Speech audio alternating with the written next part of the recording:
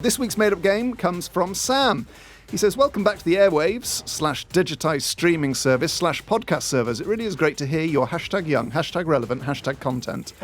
I have a suggestion for a made-up game.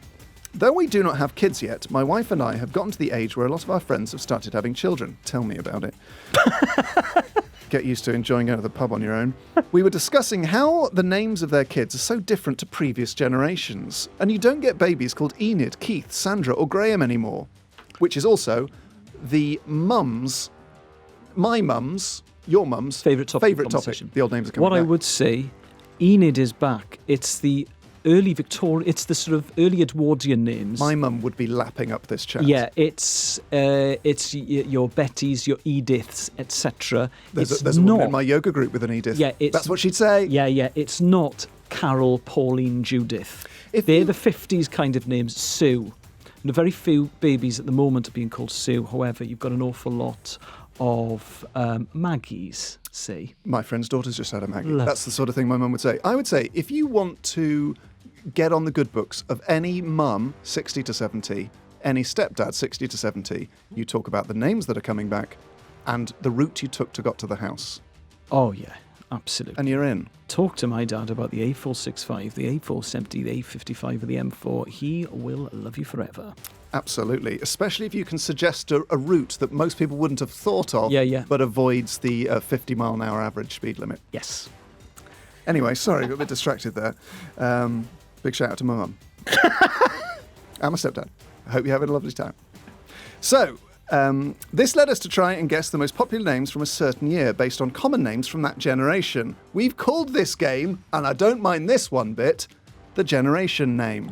Very nice. It works like this. The question master picks a year and finds a list of the top 20 male and female baby names from that year in the UK. The contestants each guess one male and one female name from that year, which they think may have been in the top 20. If the name is guessed correctly from the list, points are awarded in reverse order from 10 to 1, i.e. number 1 most common gets 10 points. Second most popular is worth 9 points and so on. The player with the most points after 3 rounds is the winner. Hope you enjoy it and good luck. Sam, thanks Sam, it's a great game. So I have 3 separate years here. For time, do you want to just pick either a male or a female now, a boy or a girl, rather than doing one of each? Okay, you mate, riff. Let's do that. Okay, first year, 1994. Sorry, I almost drank some sauce. Okay, boys. Yes, one of it, just either or. Okay, are we saying them out loud or are we writing them down? Yeah, I've got my one. Go for it. Craig. What? 1994. Everyone was called Craig in 1994.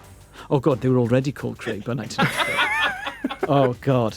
Okay, I'm going I'm with... have to stick with that. Dave, I'm going with Jordan.